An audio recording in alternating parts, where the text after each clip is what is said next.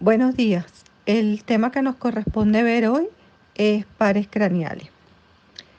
Hay 12 pares de nervios craneales que constituyen los nervios periféricos del encéfalo. Todos estos nervios abandonan el cráneo a través de fisuras y forámenes para distribuirse tanto en cabeza como en cuello, principalmente. Solo el nervio vago es quien va a inervar estructuras que están fuera de la cabeza y cuello, como son tórax y abdomen.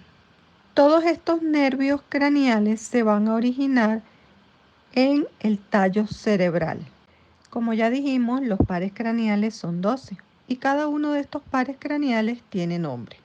El primer par es el nervio olfatorio, el segundo par el nervio óptico, el tercer par nervio motor ocular, el cuarto par patético, el quinto par trigémino, el sexto par nervio ocular motor, el séptimo par nervio facial, el octavo par nervio acústico, el noveno par nervio glosofaringio, el décimo par el nervio vago, el onceavo par nervio espinal y el doceavo par el nervio hipogloso. De esta manera quedan constituidos los 12 pares craneales. Primer par o nervio olfatorio. El nervio olfatorio cumple una función netamente sensitiva, o sea, es un nervio sensitivo. Él conduce impulsos olfatorios de la nariz al sistema nervioso central. La exploración del primer par craneal se realiza empleando sustancias de olor familiar y no irritante, como café, alcohol, tabaco o perfume. Para valorar el sentido del olfato, presenta el paciente olores familiares y no irritantes como los que ya nombramos. Primero debe asegurarse de que ambas cavidades nasales estén permeables. Luego, comprima un lado de la nariz y pida al sujeto que huela a través de la otra. La persona debe cerrar los ojos. Ocluye una narina y valore el olfato en el otro lado, con sustancias tales como las que ya nombramos, café, jabón, vainilla. Y pregunte a la persona si huele algo. Y de ser así, ¿qué huele? Lo normal es que la persona perciba el olor en ambas narinas y con frecuencia pueda identificar el tipo de olor. Dentro de las alteraciones del nervio olfatorio tenemos la hiposmia, parosmia y cacosmia. La hiposmia no es más que la disminución de la capacidad olfatoria. La parosmia es una percepción de olores distintos a los reales y la cacosmia es una variedad de la parosmia que no es más que la percepción de olores desagradables. La pérdida del olfato tiene muchas causas o las alteraciones del olfato pueden tener muchas causas. Dentro de las más comunes son las enfermedades nasales, los traumatismos cráneoencefálicos, el tabaquismo y el consumo de cocaína también pueden producir alteraciones olfatorias, así como algunas tumoraciones de las bases de los lóbulos frontales. Otra forma de valorar las alteraciones del olfato, como la anosmia o la hiposmia, es que pueden ser divididas en locales o centrales. Las locales son aquellas lesiones producidas por alteración de la mucosa nasal, y ahí es donde tenemos la rinitis. Y las centrales, bueno, pueden ser unilaterales, donde están alteraciones de la cintilla olfatoria, donde puede ser ocasionada por tumores bien sea de la hipófisis o del lóbulo frontal, y también puede ser ocasionada por traumatismo cráneoencefálico. Entonces, de esta manera es otra forma de cómo dividir los trastornos de la olfacción. Nervio óptico o segundo par craneal. Dentro de la exploración del nervio óptico vamos a valorar varios puntos. En primer lugar, el examen de la agudeza visual. En segundo lugar, visión de colores. Posteriormente, campo visual o campimetría, fondo de ojo y reflejo pupilar. Entonces, para la valoración del nervio óptico debemos tomar en cuenta estos 5 puntos que deben ser valorados. Comenzaremos con la exploración de la agudeza visual, que no es más que la expresión de la visión macular. Esta exploración se va a realizar con las tablas de Snell y es una visión lejana, para lo cual el individuo se va a colocar enfrente de una tabla y él debe identificar unas letras que les van a ir apareciendo y bueno, de acuerdo al número que identifique, pues será la visión que obtiene. También para la exploración de la agudeza visual tenemos las tablas de Rosenbaum, que son no con letras, sino con números. Para probar la agudeza visual central, como ya dijimos, usamos las cartas de Snell. Para esto, el paciente debe estar colocado a 6 metros de la carta. El sitio debe estar bien iluminado. El sujeto deberá cubrirse primero un ojo y leer la línea impresa más pequeña posible. Luego se compara con el otro ojo, tapando el otro ojo, y vuelve a leer la letra impresa más pequeña que pueda leer. Para esta prueba ser positiva, debe leer por lo menos más de la mitad del número de letras que esté en la línea. Una agudeza visual normal corresponde a una línea 20/30 o 20/20. Si no se tienen las cartas de Snell, pues para explorar la visión cercana, en la práctica podemos leer un escrito con letras de tamaño normal a una distancia de 40 centímetros.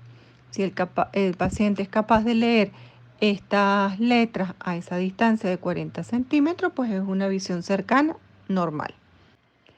Si la persona no ha podido leer las letras, no ha tenido visión para poder leer las letras, tenemos la agudeza visual de grosso modo, que son la visión en cuentadedos, que es donde el paciente distingue claramente manos y sus partes y puede contar el número de dedos. Si no puede realizar la visión de cuentadedos, pues llegamos a la visión de bulto, que es donde solamente puede ver una masa amorfa, pero no distingue detalle. Si no posee tampoco visión de bulto, procedemos a ver la proyección luminosa. No distingue objetos, pero sí es capaz de, con estímulos luminosos, poder decir que ve una luz brillante. Y si tampoco esta luz brillante puede ser observada, pues entonces diremos que el paciente tiene una ceguera total o amaurosis. Ahora procedemos a la exploración de los campos visuales. Esta exploración abarca la visión cuando se fija la mirada a un punto fijo. Vamos a explorar el funcionamiento de la vía óptica. Para esto el clínico examina a grosso modo el campo visual y solo podrá poner en evidencia grandes defectos como la hemianopsia, cuadrantopsias y escotoma. Defectos menores a esto es muy poco probable que por pruebas clínicas puedan detectarse. Para esto se realiza por un especialista lo que se llama la campimetría digital. Para la exploración del campo visual, el paciente deberá estar colocado frente al médico o al evaluador, en ese caso a una distancia de 1 metro. El paciente y el explorador van a tapar el ojo que está enfrente del otro. Y el explorador, en este caso el médico, con su dedo índice lo va a situar en un punto equidistante entre el médico y el paciente y va a introducirlo dentro del campo visual paulatinamente. Y debe indicarle al paciente que en el momento que logre ver el dedo, pues debe advertirlo. Si el momento en que lo ven el paciente y el médico es simultáneo, esa campimetría es considerada normal. De igual forma, se procede con el ojo contralateral para ser examinado. Los defectos en los campos visuales son conocidos como hemianopsia, que es la ceguera en la mitad de uno o de ambos campos visuales. La cuadrantopsia o cuadrinopsia, que es la ceguera en un cuadrante de los campos visuales, y los escotomas, que son áreas ciegas o lagunas dentro de los campos visuales. Aquí tenemos una imagen del campo visual de la retina y de las fibras del nervio óptico.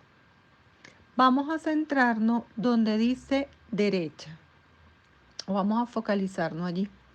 Podemos observar que tenemos el ojo derecho, el campo visual del ojo derecho donde la T es temporal y la N significa nasal. Tenemos el globo ocular y detrás de este tenemos el nervio óptico. Como podemos ver, las fibras del lado temporal del ojo van a recoger la visión del campo nasal y las fibras del globo ocular derecho del lado nasal van a recoger las imágenes del campo visual del lado temporal. Entonces, si observamos el gráfico, podemos ver que si tenemos una lesión completa, que es el punto A del nervio óptico, pues nosotros vamos a tener una ceguera en el ojo derecho. Si veamos un poco más atrás y la lesión es una lesión parcial del nervio óptico en la parte más externa, vamos a tener una hemianopsia nasal derecha.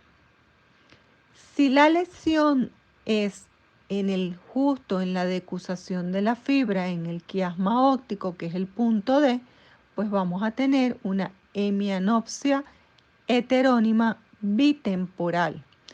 Y decimos que es heterónima porque va a ser en el ojo izquierdo del lado derecho del campo visual y en el ojo derecho será del lado izquierdo del campo visual. Cuando vemos el punto C, hay una lesión que es una hemianopsia homónima izquierda. Entonces, en resumen, tenemos que si la lesión es del nervio óptico completa, pues vamos a tener una amaurosis del ojo afectado. Si la lesión es antes de la decusación de la cintilla, pues nosotros vamos a tener una hemianopsia derecha o izquierda según corresponda al ojo que se ve afectado. Si la lesión es del quiasma, pues tendremos lesiones que serán hemianopsias heterónimas. Y si la lesión es postquiasmática, o sea, posterior a la decusación, vamos a tener que son hemianopsias homónimas. Las lesiones que están también en la corteza visual van a producir hemianopsias homónimas, puesto que la lesión estará posterior a la decusación de la cintilla o del quiasma. Bueno, como hemos visto, tenemos lesiones denominadas hemianopsia, que es la pérdida de la mitad del campo visual. Estas hemianopsias pueden ser hemianopsias heterónimas cuando hay una pérdida del campo visual, bien sea bitemporal o binasal. Las hemianopsias bitemporales por lo general son producidas por una lesión en el quiasma por compresión o por un tumor de la hipófisis. Y las hemianopsias binasal son por lesiones periquiasmáticas por compresión o por calcificación de la arteria carótida interna. Las hemianopsias homónimas, ellas se producen porque existe una pérdida del campo visual en la mitad derecha o en la mitad izquierda de cada ojo. Entonces, en las hemianopsias homónimas, la lesión siempre será retroquiasmática, bien sea de la cintilla óptica, del lóbulo temporal o del lóbulo occipital. La otra alteración del campo visual son los escotomas, que no son más que defectos o manchas dentro del campo visual por falta de percepción de una pequeña porción de la retina. Entonces van a ser percibidos por el paciente como manchas o puntos ciegos. Bueno, ahora vamos a ver la exploración de la percepción de los colores. Fundamentalmente se basa en tres colores: amarillo, azul y rojo. Para esto se utilizan unas tablas especiales. Para determinar la percepción de los colores utilizamos las tablas o cartas de Isiara, que están determinadas para descartar anomalías en la percepción de colores mediante la apreciación de diferentes dígitos dentro de un círculo formado por muchos puntos de diversos colores. Como podemos ver en esta diapositiva, tenemos la observación como normal del número 25, del número 29, del número 45, del número 56, del número 6 y del número 8. La ceguera a uno o varios de estos colores se denomina discromatopsia. La más notoria, no la más común, pero sí la más notoria, es cuando hay una ceguera a los colores rojo y verde. Por tanto, se conoce como discromatopsia al rojo y al verde, y es lo que nosotros conocemos como daltonismo. Pero dentro de estas discromatopsias pueden haber muchas alteraciones. Imposibilidad para ver el color verde, o confundir el color verde con el gris, o confundir los diferentes tonos de verde dentro de una gama. Entonces, esas discromatopsias son mucho menos evidentes que el daltonismo, que es la discromatopsia para el rojo y verde. Examen del fondo de ojo. Este punto no lo vamos a tocar acá, puesto que ustedes tienen una clase específicamente de fondo de ojo. Aquí lo que cabe recalcar es que en toda evaluación de fondo de ojo debe observarse color, tamaño y forma del disco óptico o papila, que es el sitio de emergencia de la arteria y venas centrales de la retina. Se debe evaluar el tamaño y forma y configuración de los vasos y si existe o no la presencia de hemorragia, exudados o pigmentos. Esto a grosso modo son los 4 puntos que deben ser evaluados a la hora de hacer un fondo de ojo. Bueno, ahora vamos a explorar el nervio motor ocular común o tercer par craneal. Este nervio tiene una inervación motora, que es la inervación de los músculos motores del ojo, y una inervación parasimpática o visceral, que es la acomodación del cristalino y la contracción del iris. Entonces, este es un nervio mixto, puesto que tiene dos funciones: una función motora y una función parasimpática o visceral. Él va a inervar el elevador del párpado superior, el recto superior, el recto interno, el recto inferior y el oblicuo menor. La lesión del tercer par craneal produce una ptosis palpebral, una desviación del ojo hacia abajo y hacia afuera, y una midriasis pupilar. La forma de explorar el tercer par o motor ocular común es manteniendo la cabeza fija del paciente. El paciente debe seguir con la mirada el dedo índice del explorador, en este caso la del médico. Entonces, el ojo debe seguir los movimientos que el dedo del médico realice. Las fibras circulares del iris las vamos a explorar mediante el reflejo fotomotor, el reflejo consensual y el reflejo de la acomodación. Cuando estimulamos la retina con un rayo de luz, vamos a producir una miosis pupilar.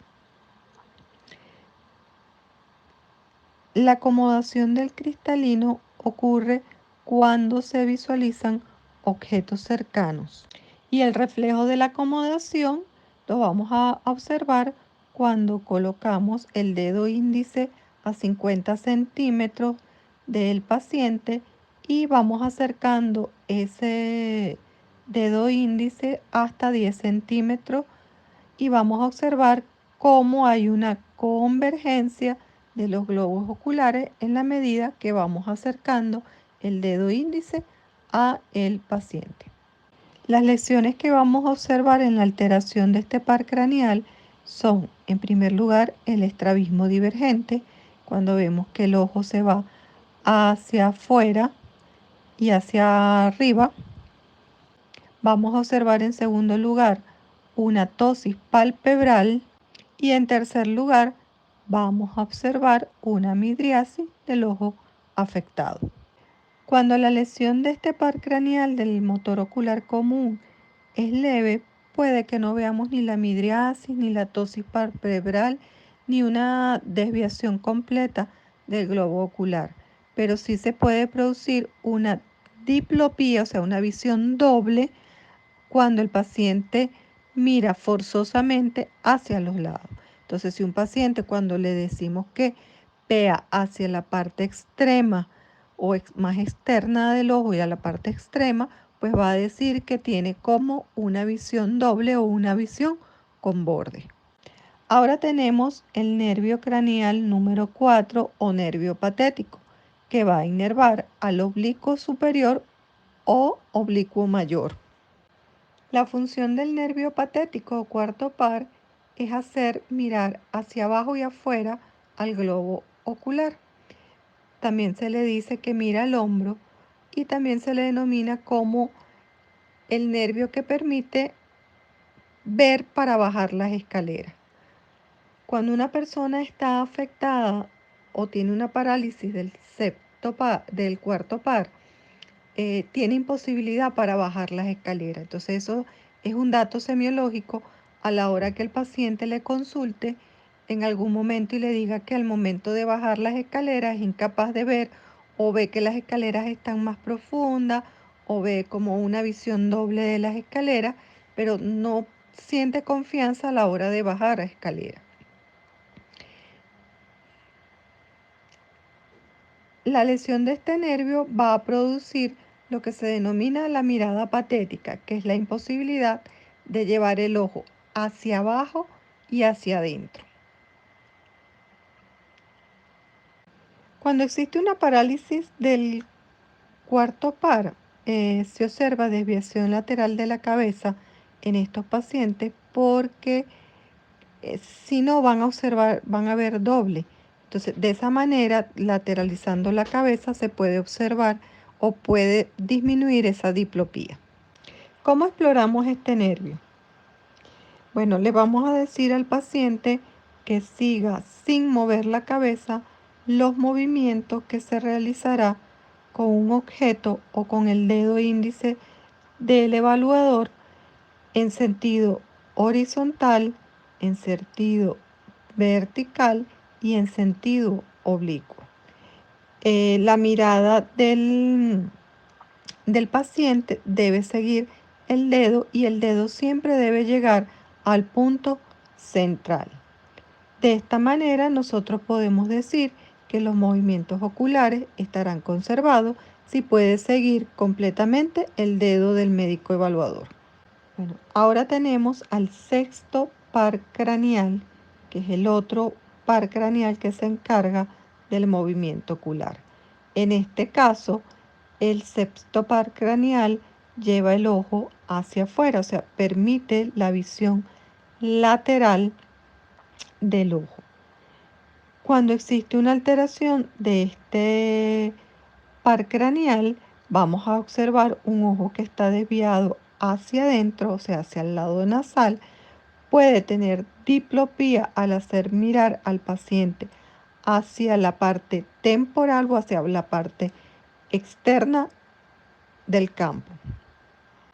En esta diapositiva podemos observar todos los movimientos oculares en sus diferentes posiciones. Entonces aquí vamos a ver cómo el ojo puede ver hacia arriba y hacia afuera, totalmente hacia arriba, hacia abajo, hacia afuera, hacia la parte nasal y hacia la parte inferior. y cómo lateralizando la cabeza puede también movilizar el globo ocular. El quinto par craneal o nervio trigémino tiene su origen en la protuberancia. Este nervio se divide en tres ramas: la oftálmica, la maxilar y la mandibular. Quinto par o nervio trigémino cumple una función mixta, motora y sensitiva. Predomina la función sensitiva, que no es más que proporcionar la sensibilidad de la cara, y la parte muscular viene dada por la inervación de los músculos de la masticación.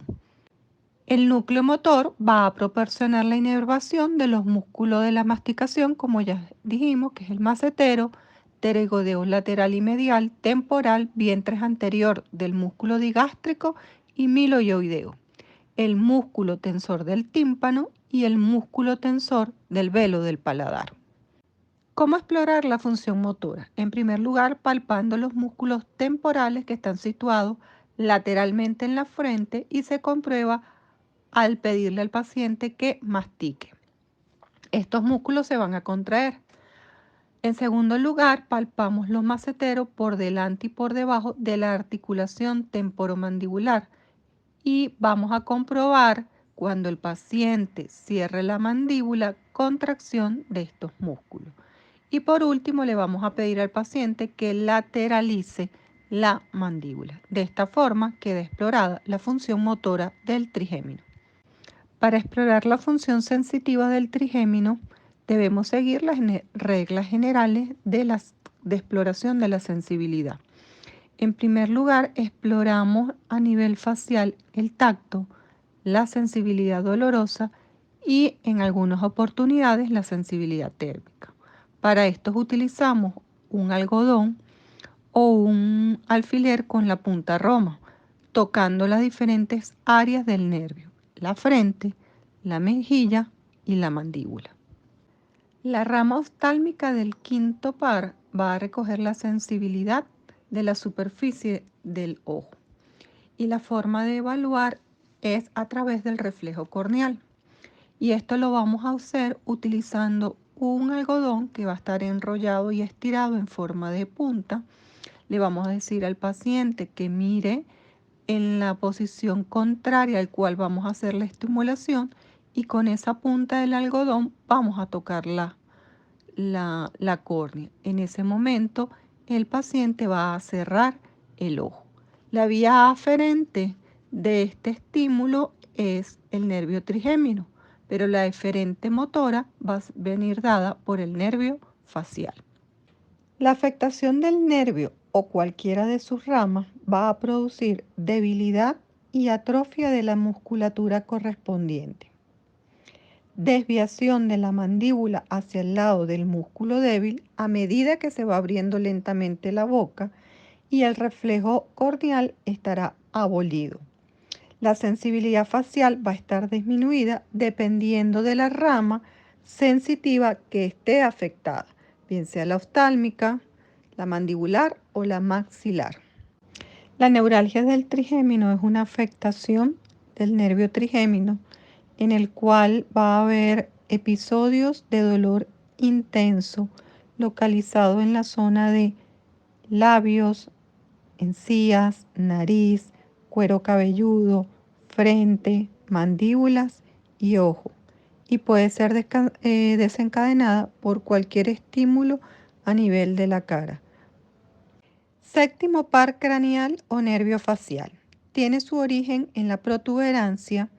Es un nervio con función mixta, principalmente motora, a través de controlar los músculos de la expresión facial, y su parte sensitiva viene dada a través de la sensibilidad de los 2/3 anteriores de la lengua. El nervio facial se explora con la inspección de los rasgos fisonómicos de la cara, observando si existe simetría entre ambas hemicaras. Donde podemos mejor observarlo es a nivel de las comisuras labiales, la apertura ocular y el parpadeo.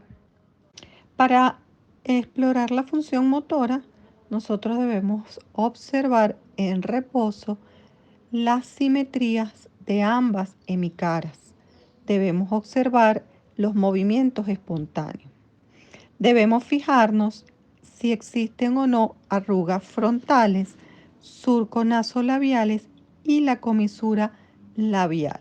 Si esta comisura labial está desviada, si hay surcos frontales que estén borrados y cómo están el surco nasolabial, si está desviado o no.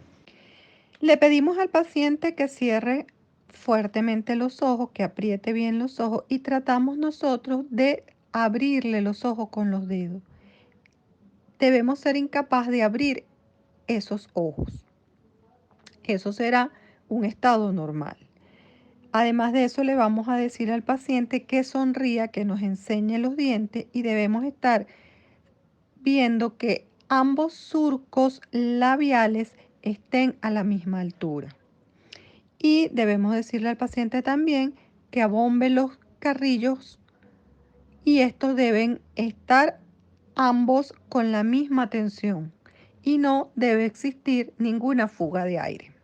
Para explorar la función sensitiva del nervio facial, nosotros debemos determinar el gusto en los 2/3 anteriores de la lengua. Para esto le vamos a aplicar sustancias dulces o saladas o ácidas en la parte anterior de la lengua, manteniendo siempre la nariz cerrada.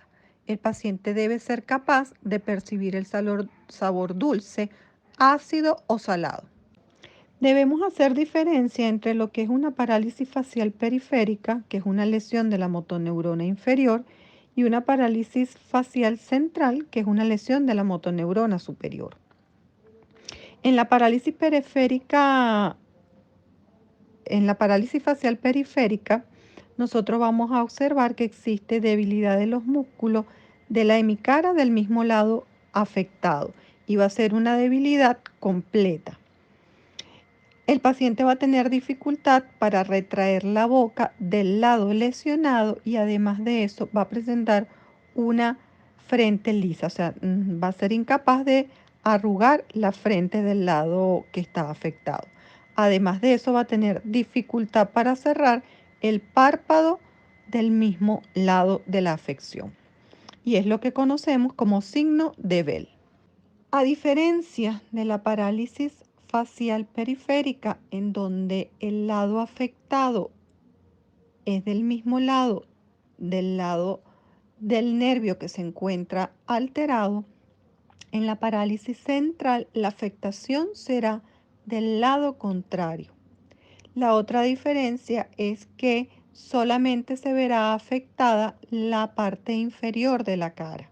O sea, no vamos a ver esas pérdidas de las arrugas frontales cuando le decimos al paciente que contraiga la frente o que eleve la ceja. Vamos a observar que en la parálisis facial central no va a ocurrir esta alteración, o sea, no va a haber pérdida de estas arrugas.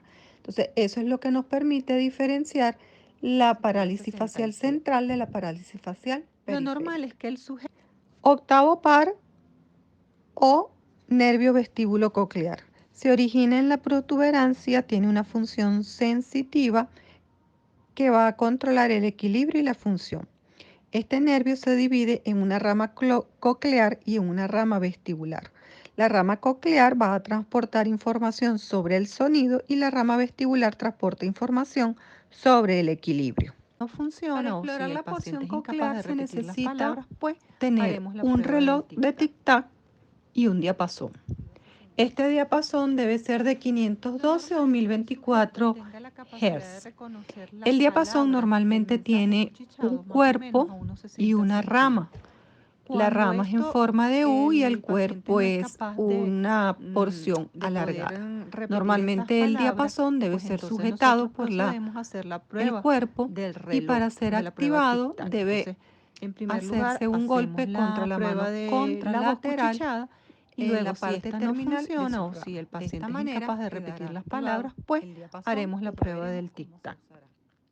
Para realizar la prueba del tic-tac de reloj, el examinador se debe parar detrás de la persona y se le debe explicar que cubra un oído el oído que no va a ser explorado, y en la mano se va a sostener un reloj tic-tac cerca del oído que no está cubierto. Se le debe pedir al sujeto que diga sí en el momento en que lo oiga y que diga no cuando deje de oírlo. Se coloca el reloj cerca del oído, el paciente dirá si lo oye y se va alejando el reloj tic-tac del oído. En el momento que deje de percibirlo, el paciente debe notificarlo. El paciente debe estar capacitado para oír hasta por lo menos 50 a 60 centímetros después de que el reloj es retirado. Esta prueba se debe repetir en el oído contrario de igual manera como se hizo en el oído anterior. Otra forma de explorar la agudeza auditiva es a través de la prueba de la voz cuchicheada. En este caso, el evaluador se colocará detrás del sujeto, se le va a pedir que con su mano se tape un oído y el explorador va a decir una frase cuchicheada detrás de la persona. El paciente debe ser capaz de repetir la misma frase que dice la persona evaluadora. Esta prueba se repite de igual manera en el oído contrario. La zona o el lugar donde se realice estas exploraciones auditivas debe estar en completo silencio. Lo normal es que el sujeto tenga la capacidad de reconocer las palabras del mensaje cuchicheado más o menos a unos 60 centímetros. Cuando el paciente no es capaz de poder repetir esas palabras, pues entonces nosotros procedemos a hacer la prueba del reloj, de la prueba tic-tac. Entonces, en primer lugar, hacemos la prueba de la voz cuchicheada y luego, si esta no funciona o si el paciente es incapaz de repetir las palabras, pues haremos la prueba del tic-tac. Para explorar la función auditiva también existen unas pruebas que se denominan prueba de Weber, Rinner y Subach. En el caso de la prueba de Weber, hacemos vibrar un diapasón y lo colocamos en el vértice del cráneo y le preguntamos a la persona de qué lado oye el sonido. En condiciones de normalidad, este debe ser percibido por igual manera tanto en el oído derecho como en el oído izquierdo. Si se percibe el sonido más por un lado, diremos que está lateralizado el Weber. Entonces, cuando tenemos un aparato de transmisión o una vía de transmisión que está afectada, la percepción ósea va a aumentar y la misma será más intensa en el lado enfermo. Mientras que cuando lo que está afectado es el nervio auditivo, en ese caso solamente vamos a percibir el sonido por el lado sano. Vamos a ver ahora la prueba de Rine. Para esto primero hacemos vibrar el diapasón y lo colocamos sobre la apófisis mastoide del oído que estamos explorando. En ese momento le decimos al paciente que avise inmediatamente cuando deje de percibir el sonido o el zumbido. Cuando el paciente avisa que deja de percibir el sonido, pues nosotros trasladamos el diapasón que estará vibrando aún frente al conducto auditivo externo. En este momento, el paciente debe continuar percibiendo el sonido del diapasón. Eso ocurre en condiciones de normalidad, porque la conducción aérea es mayor que la conducción ósea. Entonces, esta conducción aérea será mayor que la ósea y llamaremos prueba de Rine positiva. Cuando existe una lesión del oído medio, no va a ocurrir esto, sino que va a predominar la conducción ósea sobre la aérea y la llamaremos Rine negativo. Cuando existe una lesión del oído interno, y son casos de sordera muy intensa y que son de origen nervioso, no vamos a poder percibir ni la conducción ósea ni la conducción aérea. Prueba de Subach. Esta prueba mide la duración de la percepción ósea.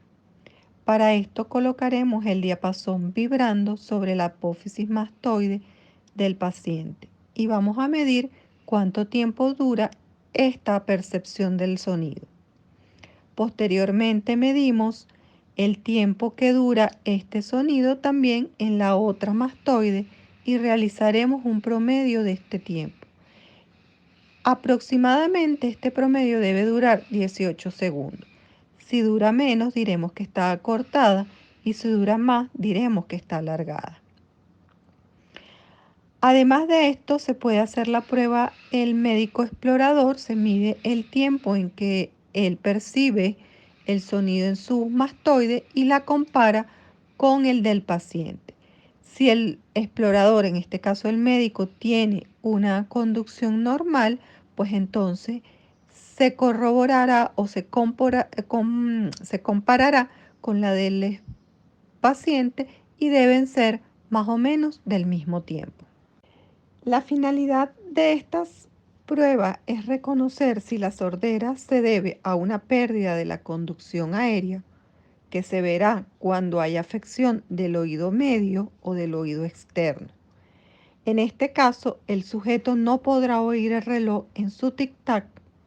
La prueba de Weber estará lateralizada hacia el mismo lado de la lesión. La prueba de Riner será negativa y la prueba de Subach estará prolongada, o sea, durará más de 18 segundos. Y siempre será en el lado afectado. En cambio, si la sordera se debe a una alteración de la transmisión ósea, como se observa en las lesiones del laberinto o del nervio auditivo, vamos a observar que la prueba de Weber estará lateralizada hacia el lado opuesto a la lesión, mientras que la prueba de Riner será positiva y la de Subach estará acortada. Bueno, ahora vamos a ver la exploración de la función vestibular del octavo par craneal o vestíbulo coclear. En este caso usaremos la prueba de Romberg, para lo cual le pediremos al paciente que se ponga firme, o sea, de pie con ambos pies juntos y que cierre los ojos. Si el paciente tiende a caer, se considera que tiene un signo de Romberg positivo. Esto puede ocurrir cuando existen bien sea trastornos vestibulares del cerebelo o trastornos de los cordones posteriores. En esta imagen podemos observar a un paciente de pie, firme, con los ojos cerrados, pero además de eso le decimos que tome sus manos. De esta manera nosotros sensibilizamos esta prueba. Vemos cómo el paciente en condiciones normales debe tener una posición firme, o sea, no debe lateralizar o tender a caer. Siempre vamos a observar unas ligeras oscilaciones del paciente, o sea, unos pequeños movimientos, pero no debe caerse. Las alteraciones vestibulares que nosotros vamos a encontrar son el vértigo. El vértigo es una sensación subjetiva o ilusión de movimiento en el cual el individuo gira sobre las cosas o las cosas giran sobre el individuo. Esta en algunas oportunidades puede acompañarse de náuseas y vómitos. El nixtamo es la otra alteración vestibular que se produce y no es más que una oscilación rítmica e involuntaria de ambos ojos, con un desplazamiento lento hacia un lado y un desplazamiento rápido de retorno. La dirección de esta oscilación viene dada en el sentido horizontal, vertical, rotatorio o mixto. Los nixtasmos vertical y rotatorio siempre serán patológicos.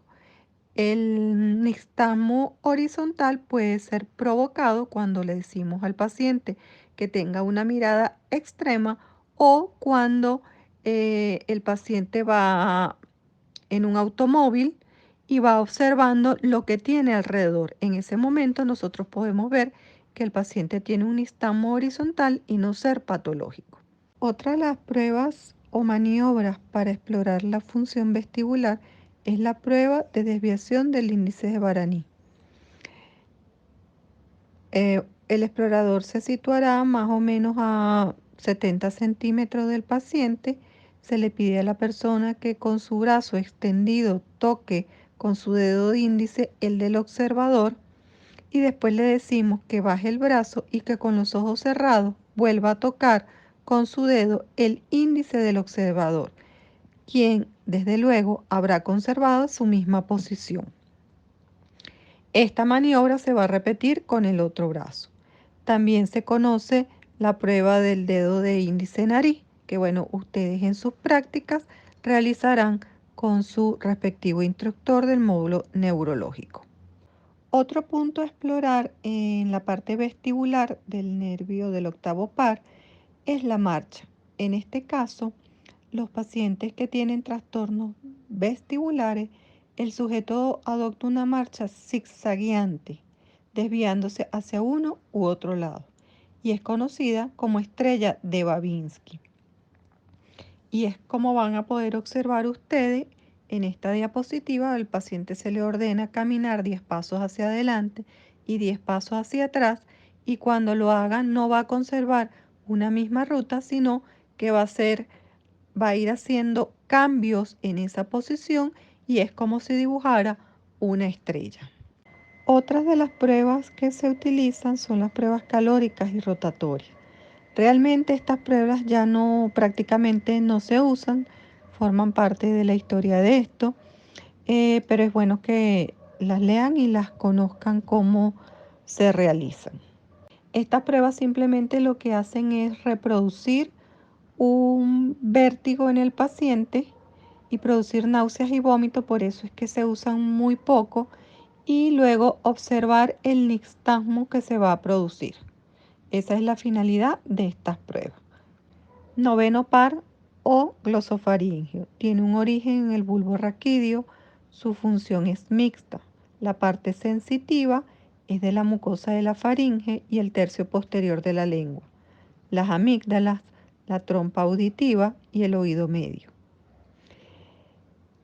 Su función motora viene dada para el músculo estilofaringio y además tiene una acción secretora de la parótida.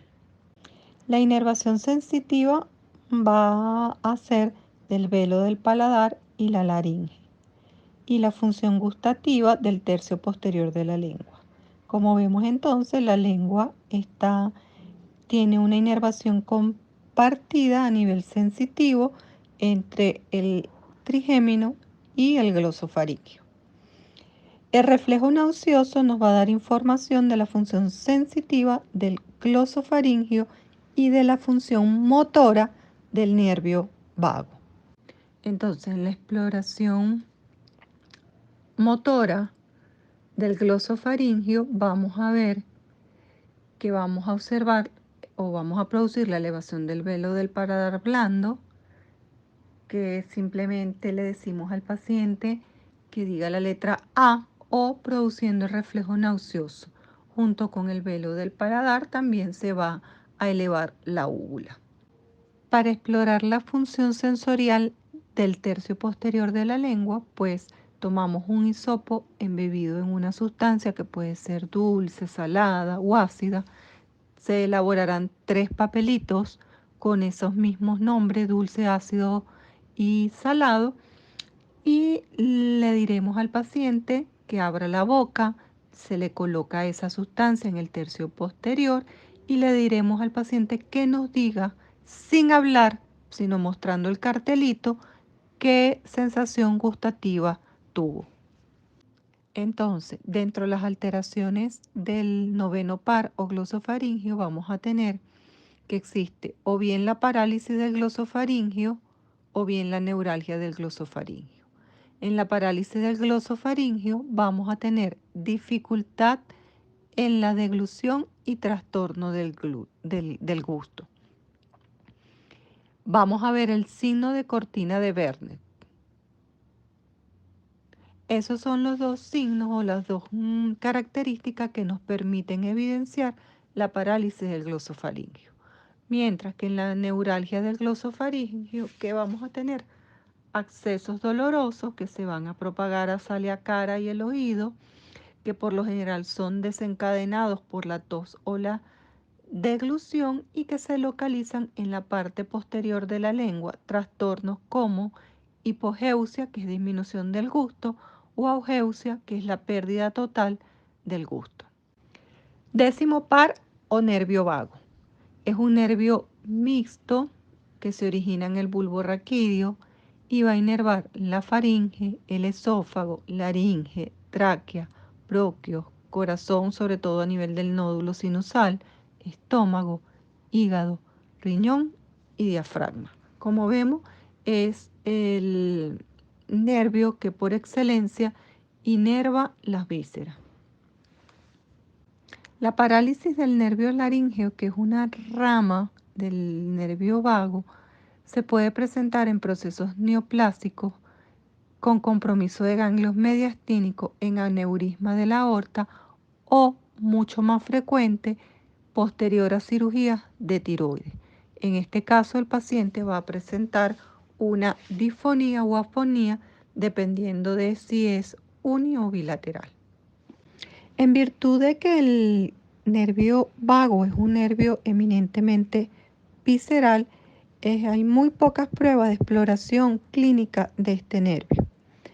Una de estas pruebas es la prueba del reflejo oculocardíaco, en la cual nosotros le decimos al paciente que se acueste con los ojos cerrados, tomamos el pulso radial, anotamos y luego haremos compresión con la yema de nuestros dedos pulgares sobre los globos oculares durante unos minutos.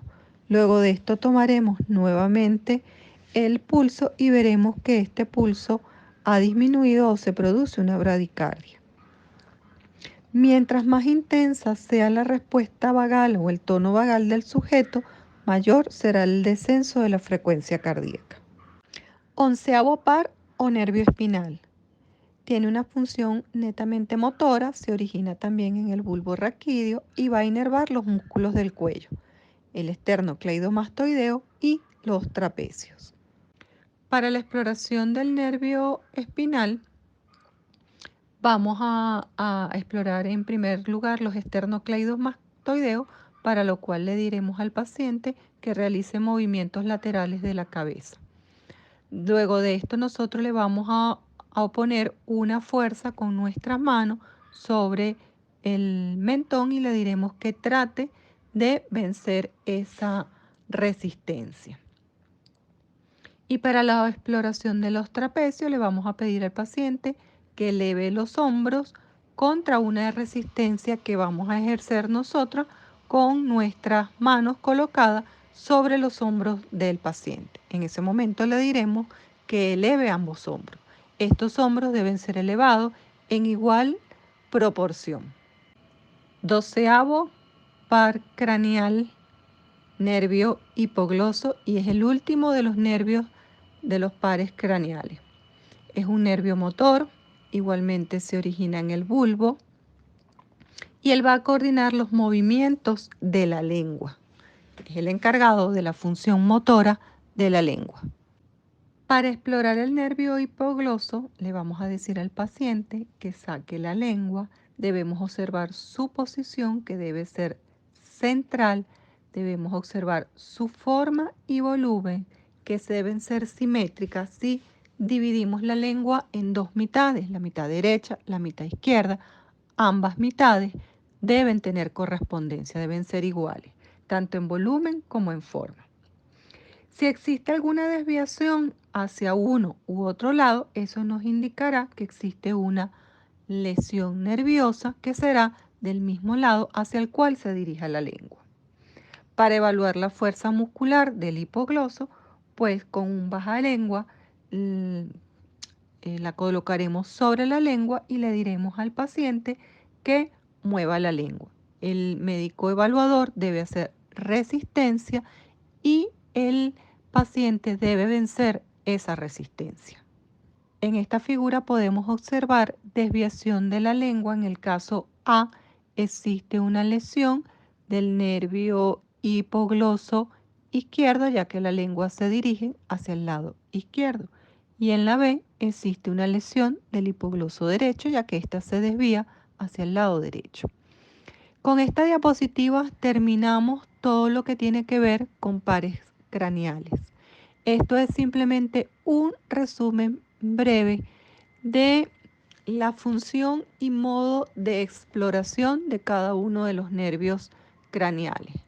Ustedes con su profesor del módulo neurológico deben complementar cada una de estos nervios y cada una de las maniobras para su exploración, así como profundizar en las patologías que se pueden observar en cada una de la afectación de estos nervios.